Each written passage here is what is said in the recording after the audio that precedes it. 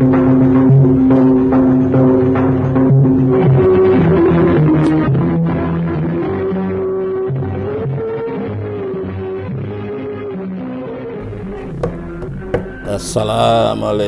Pak Kiai. Waalaikumsalam warahmatullahi wabarakatuh. Tambah semangat ki kucinian nih dentai. Apa semangat dulu.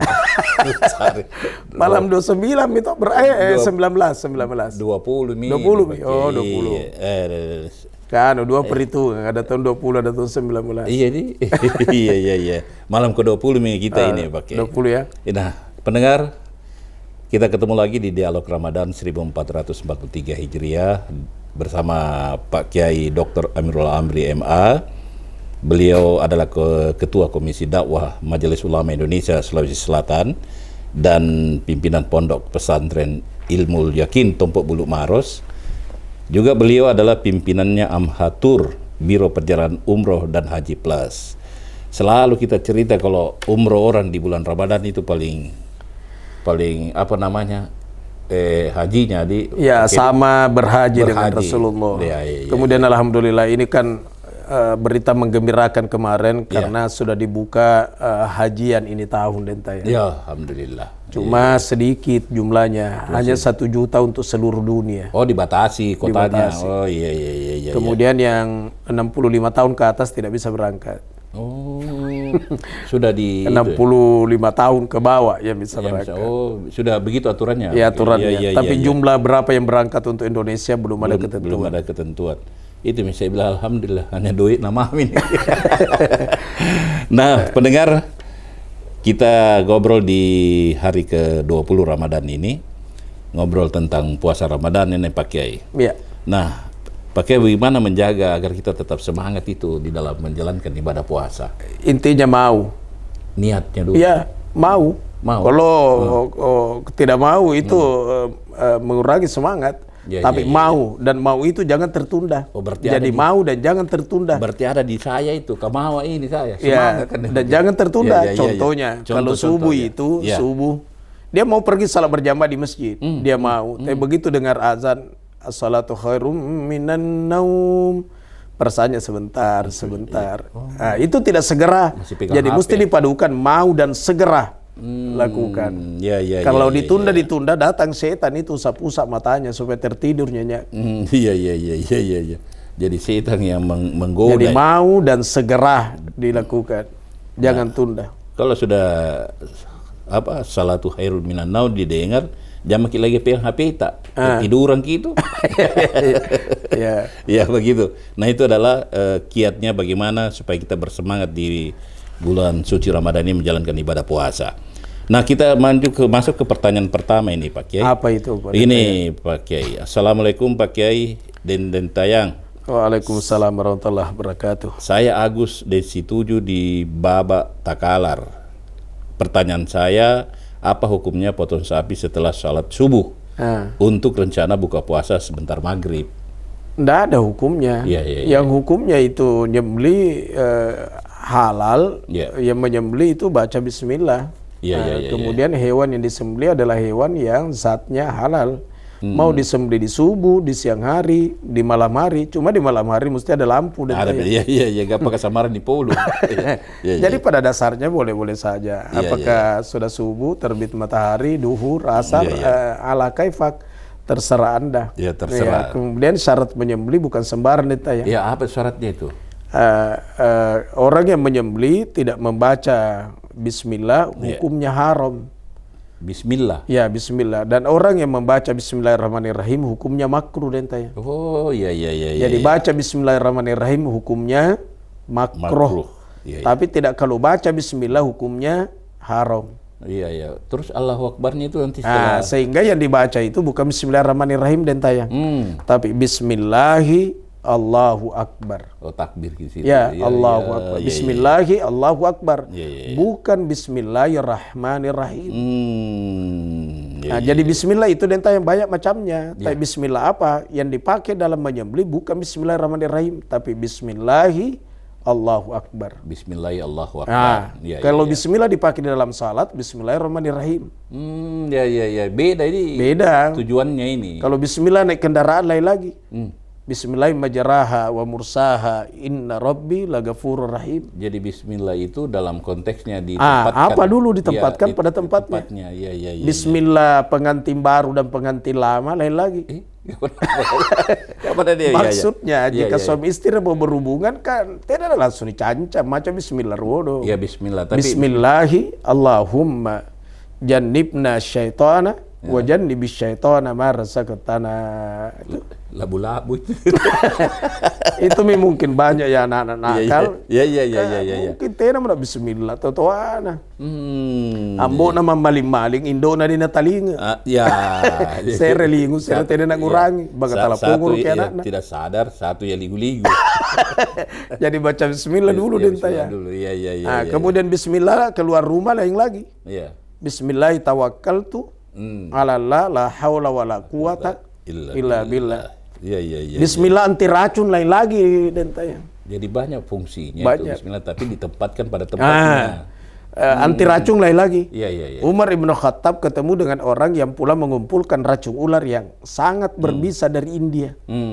Kata Umar, apa itu? Dia bilang racun ular dari India. Kata Umar, coba saya lihat. Begitu diperlihatkan Umar Ibn Khattab minum itu sampai habis. Lalu berkata, ambil tempatnya. Bukan racun. Ternyata minuman segar. Iya. Aqualah kalau sekarang. Iya. Takjublah orang yang bawa racun ini, orang Yahudi. Dia berkata, Umar ajarkan kepada aku apa yang engkau baca. Kalau kau ajarkan kepada aku masuk Islam. Maka Umar Ibn Khattab mengajarkan Bismillah anti racun. Bismillahilladzi la yadurru ma'asmihi syai'un fil ardi wala fis sama' wa huwas sami'ul alim. Dia minum itu tidak mampan racun. Iya. Tapi jangan coba-coba praktekkan ya. Iya, ini Umar ini. Karena keimanannya Umar beda dengan. Nah itu yang saya maksud. Mau bertanya. Jangan kian dengar ini, coba-coba baca. Coba-coba setengah liter nubal li baigong. Iya. Nampak baca bismillahirrahmanirrahim yadurru. Nampak na minum. Insyaallah kak doro ke dentaya. Ku kada sehat. Ya karena kadar keimanan beda. Jadi jangan membaca kisah-kisah seperti itu lantas kita mau menyamakan diri kita dengan mereka. Iya. Persoalannya keimanannya beda. Iya. Itu keimanannya Abu Bakar Siddiq lagi. Iya. Kadar dia itu keimanan, tidak putus zikirnya. Biar tidur. Iya. Bahkan kalau tidur ngorok kentara nafasnya itu Allah. Itu Abu Bakar Siddiq. Maka berkata istrinya itu, sudah tidur bapakmu, sudah tidur kakekmu. Karena kedengaran napasnya zikirnya Allah. Beda dengan orang Bugis sebahagian. Iya. Apalagi ke Punalento migiginna. Iya. Nampak siapa mijahina cucunna.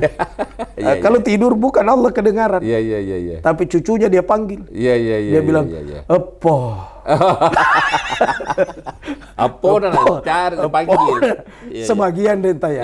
Sebagian tidak semua. Jadi jangan menyamai kadar keimanan kita dengan mereka-mereka para khulafaur rasyidin. Jadi Umar Ibn Khattab meminum air yang bisa ular, yang bisa racun, dan dia baca bismillahirrahmanirrahim la yadurru ma'asmihi syai'un fil ardi wala fis sama' wa huwas sami'ul alim. Tidak mampan racun. Siapa tahu baca riwayatnya, jangan dentaya praktekkan. Iya, tidak je. Kakak dor kan tu dentaya. Ku kana sehat. Namun untuk menyiar. Nah itu Pak, disetujui dari beba takalar. Jadi menyembelih kapan saja. Kapan saja terserah. Tapi itu syaratnya itu Bismillah. Allahu Akbar. Kemudian hewan itu zatnya halal.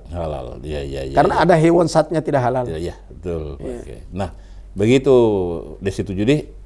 Selanjutnya pertanyaan kedua Pak Kiai. Apa aja? Assalamualaikum Pak Kiai dan Dintayang. Saya Tira di Makassar. Pertanyaanku, benarkah zakat fitrah tidak boleh dengan uang, harus dengan beras atau bahan makanan pokok?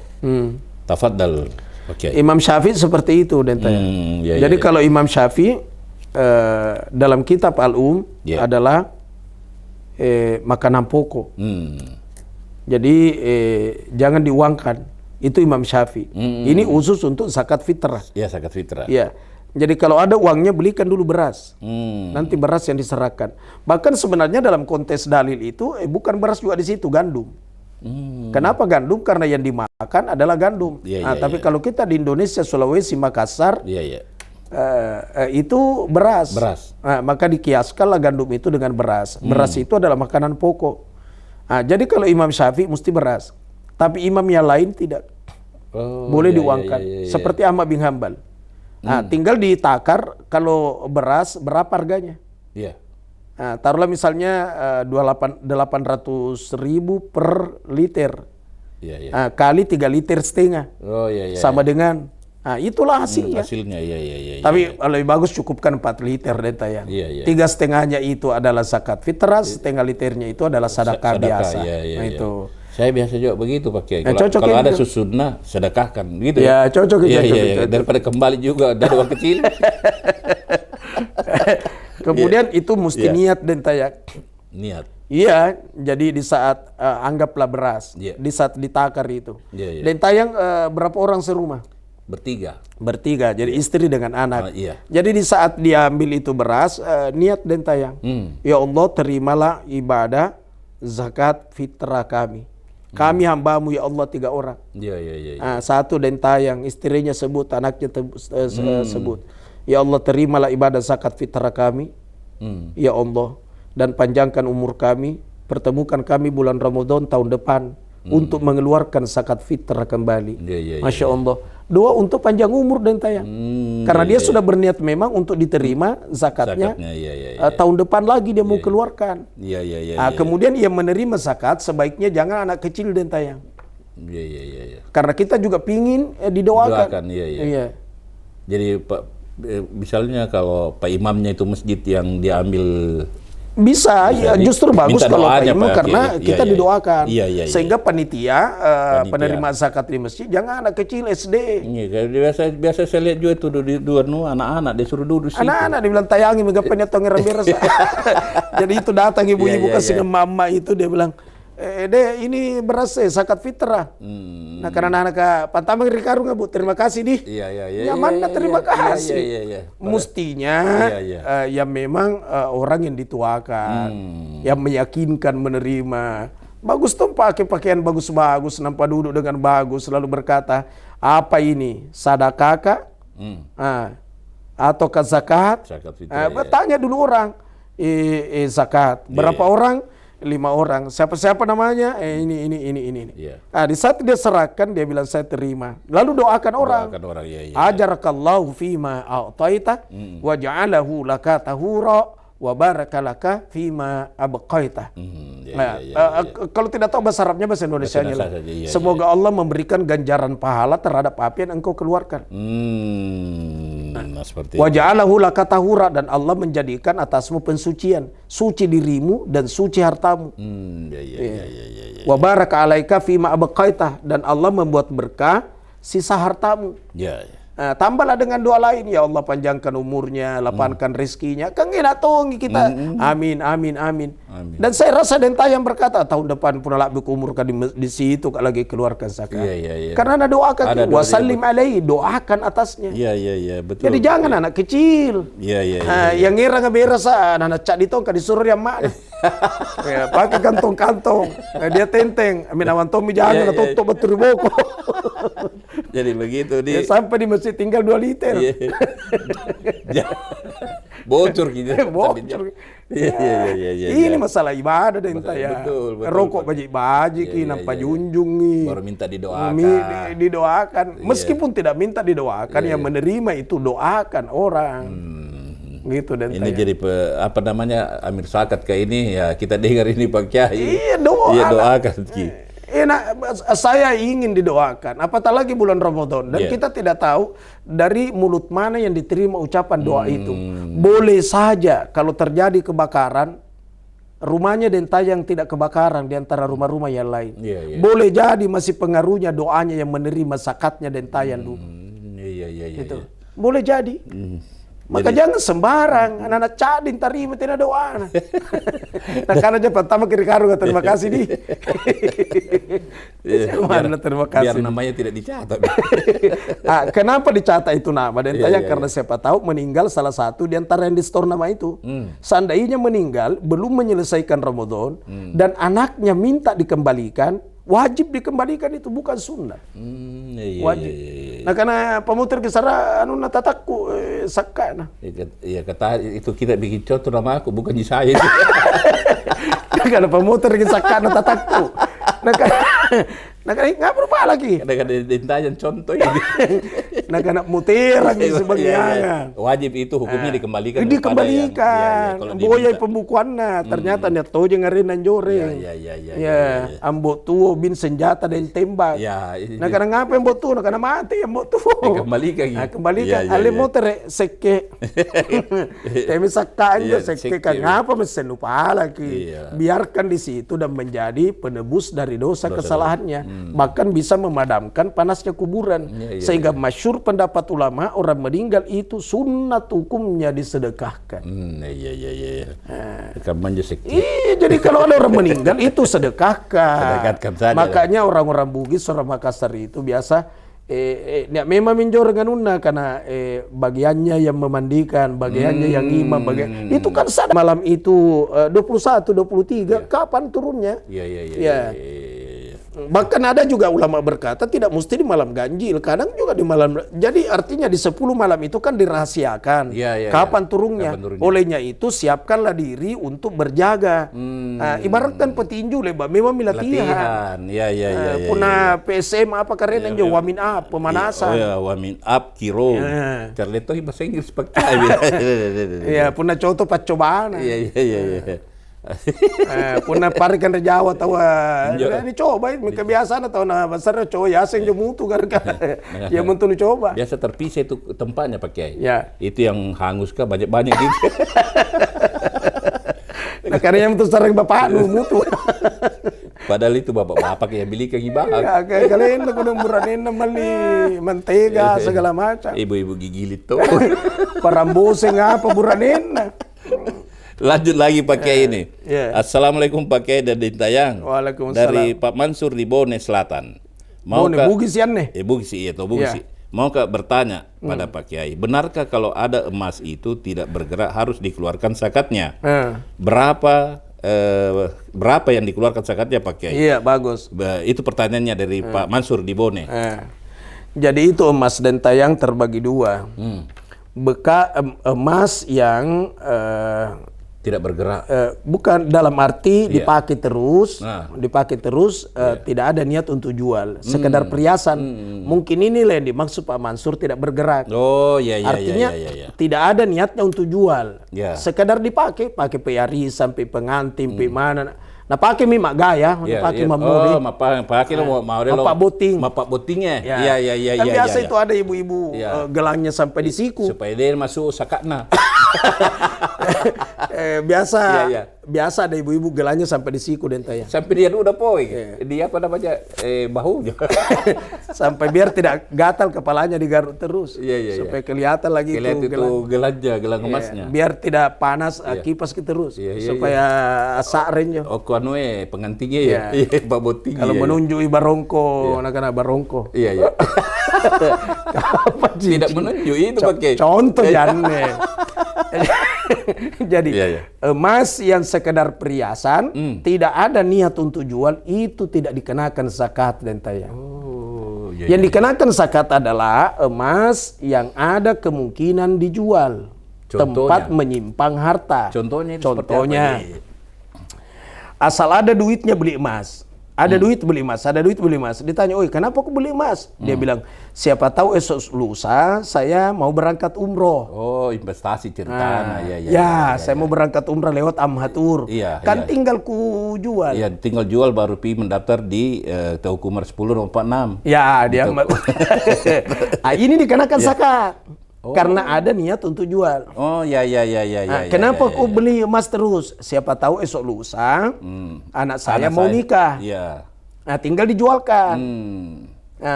Ataukah siapa tahu bapaknya anak saya mau nikah lagi. Kan tinggal dijualkan. Nah karena ibu-ibu cocok ini tinggal kujualkan apa kembali lagi racun. Ataukah anak saya nanti kalau mau besar kuliah, mau masuk pesantren ilmu yakin, disimpan memang bekalnya. Ya cocok itu dikenakan zakat. Dikenakan zakat. Jadi ya. semua barang emas itu yang ada niat untuk dijual, maka dikenakan zakat dan tayang. Karena tempat menyimpang harta. Kapan dikeluarkan zakat? 2 syarat. Satu, haul. Haul itu setahun dimiliki. Yang kedua, nisab. Nisab itu adalah takaran. Berapa takarannya? Ada ulama berkata 85 gram. Ada lagi ulama berkata 93 gram, 6 kaca. 93 gram, 6 kaca.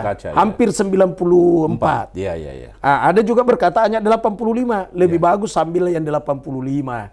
Supaya cepat dikeluarkan. 2,5% dan tayang. 2,5%. Ada lagi nanya, kalau saya ambil 2,5% dari emasku ini, kapan raki pontoa? Rusak kan? Rusak itu. Olehnya itu taksir dan dinilai dengan uang. Itu gelangnya yang 85 gram, kutak nang itu oke. Itu oke, berapa balukan nih, berapa nu balian nih? Berapa nilainya ini? Nah karena itu oke 40 juta. Contoh aja.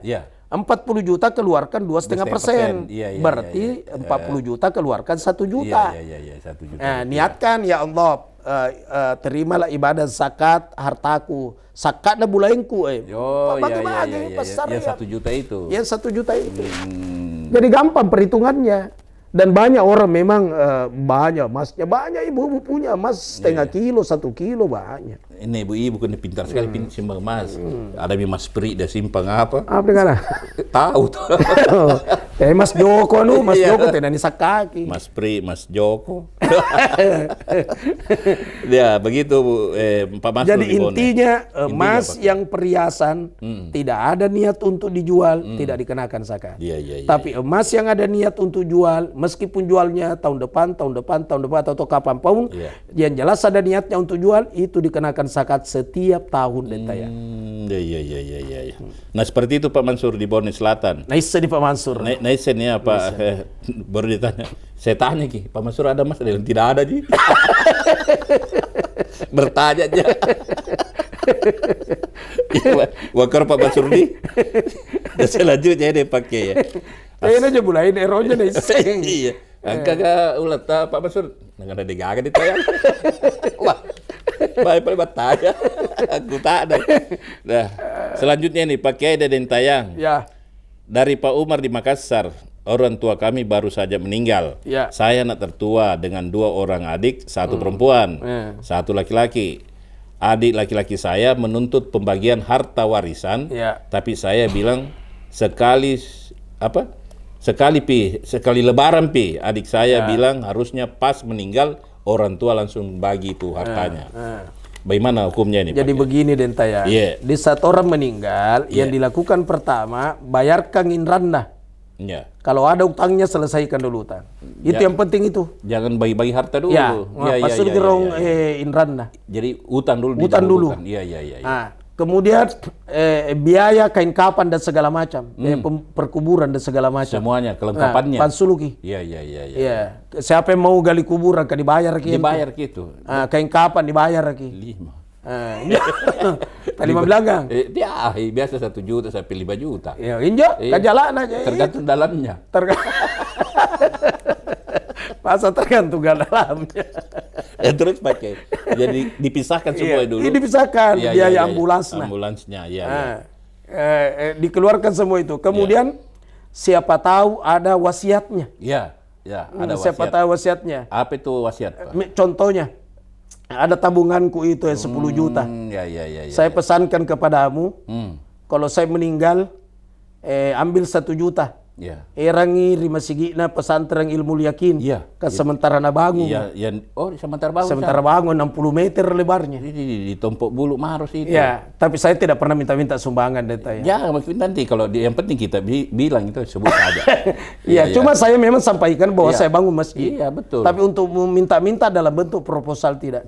Artinya kalau sudah diberitahu orang, mesti orang berduit juga mesti tahu diri. Mestinya juga berpikir di mana Amirul Amri buat ambil duit membangun sebesar itu dan lantai 2 dan tayang. Itu bisa memuat sampai 1.700 orang jamaah. Besar memang. Alhamdulillah sudah hampir rangkum, tapi belum rangkum. Mungkin sudah 80% lah, atau 85%. Dan megah dan tayang. Nanti insya Allah sekali-sekali kita siaran di sana. Bisa, iya. Nanti titian ilahiyah. Ya, titian ilahi. Sudah lebaran insya Allah semoga sudah diresmikan. Subhanallah. Betul-betul. Jadi untuk buat proposal lalu minta-minta kiri kanan saya hindari. Ataukah saya kotak-kotak di pinggir jalan di simpang itu lalu ada anak yang pegang. Nggak pernah lapor foto anak tahu. Saya hindari. Jadi pernah ada yang telepon saya dan tayang. Halo Amirul Amri. Oh iya saya. Pimpinannya pesantren ilmu lagi. Oh iya saya. Itu masjidnya besar sekali. Katanya tidak minta sumbangan ya? Tidak menerima sumbangan ya? Saya bilang bukan tidak menerima sumbangan. Tidak minta sumbangan. Iya beda itu. Beda. Ya, kalau meminta dengan tidak menerima. Silakan. Bapak mau irmema misalnya sisa busa umpama. Ngeremema mau apa silakan. Jangan menunggu saya minta. Itu yang bagus. Jadi jangan saya menunggu diberikan proposal. Tidak usah kau datang saya di situ baru. Apatah lagi ibumu sudah meninggal, niat kami ibumu di situ ya. Bila saya bangun sumurnya, pahalanya untuk ibuku supaya airnya sumur itu siapapun yang pakai berudu mengalir pahalanya juga ke ibuku. Itu namanya beramal yang cerdas. Saya belikan koson supaya pakai orang azan, tertarik orang pergi sholat, kan dapat juga pahala. Setiap di orang buka zon 5 waktu pasti. Tapi seandainya semua masjid di Makassar atau di Sulawesi sudah mampu kita terapkan itu, jangan minta-minta, itu lebih bagus. Tapi itu lagi persoalannya, diminta lagi, belum tentu tak bayar, di situ lagi masalahnya. Nanti saya sumbang doa saja Pak. Dan paling bagus lagi itu dan tayang kalau masjid mampu memakmurkan jamaahnya. Jadi masjid yang memakmurkan jamaah. Ante kamu carana, perhatikan itu jamaahnya. Kalau memang ada di situ kasihan orang-orang fakir, miskin dan tidak ada pekerjaannya, sare mudah lah. Nah, ini modal 5 juta ya, baluko apa-apalah. Ini modalnya baluko beroncong. Hasilnya itu kau kembalikan sampai selesai berapa kau ambil di masjid. Jadi intinya itu tadi Pak Kiai, menerima sumbangan tapi tidak diminta. Itu yang bagus. Jadi itu yang meninggal ke bapakna. Kalau mau itu tadi utang dulu dipisahkan memang. Utang bayar biaya pengurusan jenazah. Jadi di belakang itu bagi harta ya. Sisanya itulah yang dibagi secara pembagian warisan. Laki-laki dapat 2, perempuan dapat 1. Kalau hukum di agama. Tapi kalau pengadilan negeri sama bagiannya laki-laki dengan perempuan dan tayang. Kalau di pengadilan negeri. Pengadilan agama 2 laki-laki. 1 perempuan. Jadi urane lempak makunre mak jujung. Oh ya pernah dijelaskan gitu. Begitu meninggal orang tua, secara otomatis sebenarnya sudah terbagi. Cuma belum drill. Kapan drillnya? Kapuso tahu kawan-kawan ke bulan rumah lagi sekali birimpi lapas. Belum juga 40 hari. Contohnya. Tapi secara otomatis itu sudah terbagi. Tinggal belum dicairkan. Gitu. Nah begitu Pak Umar dan Pak Kiai.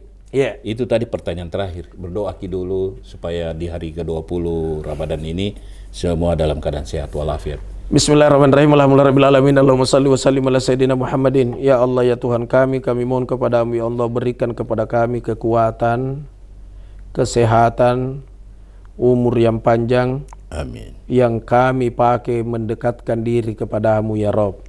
Rabbana atina fid dunya hasanah fil akhirati hasanah wa qina adzabannar wa sallallahu ala sayyidina Muhammadin walhamdulillahirabbil alamin. Nah, pendengar, kita cukupkan sampai di sini di hari ke-20 Ramadan Dialog Pak Kiai dan Dintayang. Insyaallah besok kita ketemu di hari yang ke-21. Assalamualaikum warahmatullahi wabarakatuh. Salam.